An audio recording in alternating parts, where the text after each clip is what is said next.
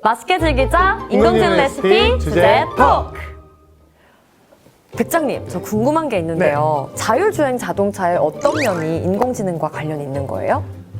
자율주행차는 아무래도 생명과 관련된 부분이 좀 특별해요. 근데 우리가 이제 자동차 사고로 사실 매년 다치시는 분들이 워낙 많고 또 운전을 또 그래서 무서워하시는 분들이 워낙 많다 보니까 자율주행 기술은 따지고 보면 하드웨어를 컨트롤하기 때문에 안전 이런 부분에서 굉장히 특화된 인공지능이라 할 수 있고요. 네. 우리가 지금 뭐 많은 인공지능들이 개발되지만 또 차에는 뭐 이미지 처리라든가 이런 특별한 기술들이 적용되기 때문에 지금까지 우리가 다뤘던 인공지능은 또 다른 세계의 인공지능이라 할 수 있습니다.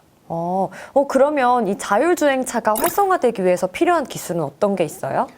아무래도 운전자를 대체하는 기술이 필요하잖아요. 운전자가 하는 일이 보면은 아무래도 이게 도로 상황을 봐야 되니까 이제 이미지 처리 기술들이 굉장히 중요해지고요. 그다음에 자동차들을 컨트롤해야 되는데 이게 차 운전을 해보시면 굉장히 빠른 속도로 가는데 순간순간 결정을 해야 되니까 맞아. 생각하고 움직였다는 사고가 나거든요. 맞아요. 그런 점에서는 아주 빠른 속도로 하드웨어를 제한한 기술, 그 다음에 수많은 자동차들과 호흡을 맞춰서 움직여야 되니까 그런 뭐 레이더 기술 이런 것들이 복합적으로 움직이기 때문에 그래서 지금까지 아마 인공지능을 다뤘던 분야 중에서 가장 하드웨어 얘기가 많이 등장하는 얘기가 아닐까 생각이 드네요.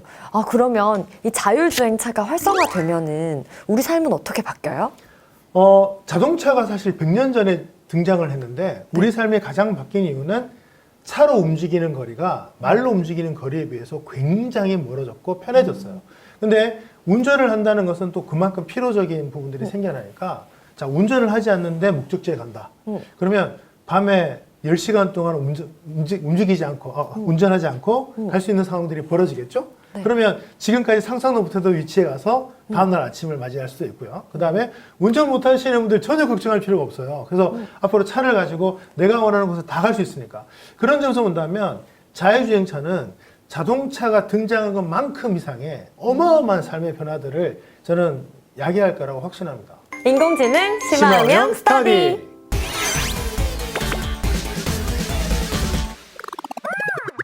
자, 여러분. 인공지능이 집안에서도 수많은 가전제품들을 제어하기 시작합니다. 자, 그렇다면 밖에 나오면 어떤 것들을 제어하려고 할까요? 대표적으로 자동차겠죠?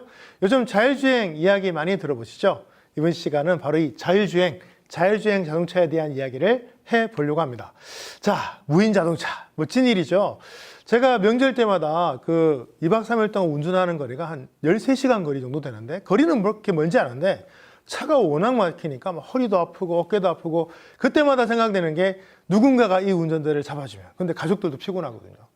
차가 스스로 움직이면 이런 마음을 해결해 줄 수 있는 게 바로 이 무인 자동차 자율주행 자동차입니다. 지금까지 인공지능은 사실 소프트웨어 데이터만 얘기했는데요. 자율주행차는 특징이 뭐냐면 지금까지 없었던 하드웨어에서 나오는 수많은 데이터들을 거의 실시간으로 처리해서 사람의 생명을 안전하게 유지한 상태에서 어떤 기능을 해야 되기 때문에 지금까지 다뤘던 수준과는 또 한 차원 높은, 아니 2차원, 3차원 높은 수준의 인공지능이 구현돼야 하는 바로 그 특별한 기술입니다. 그런 점에서는 왜 무인 자동차가 이렇게 수많은 사람들에게 혹은 인공지능 회사들에게 이슈인가 살펴보면요. 가정에서 사실 사람이 벗어났을 때 제일 먼저 만나는 수단이 사실 교통수단입니다. 물론 요즘 뭐 자전거도 타고 다니시고 하다 보니까 뭐 조금 뭐 여러 가지 경로가 있지 않냐 생각하시겠지만 여전히 대부분의 사람들은 차라는 어떤 도구를 통해서 가는데 승용차만 생각하시는 게 아니라 예를 들면 버스라든가 뭐 화물차까지 모든 어떤 운송수단들이 이게 다 포함이 됩니다. 거기에는 운전자라는 전문가가 그게 타고 있고요. 이 운전자를 대체하는 거기 때문에 어마어마한 변화들이 시작이 되는 거고요.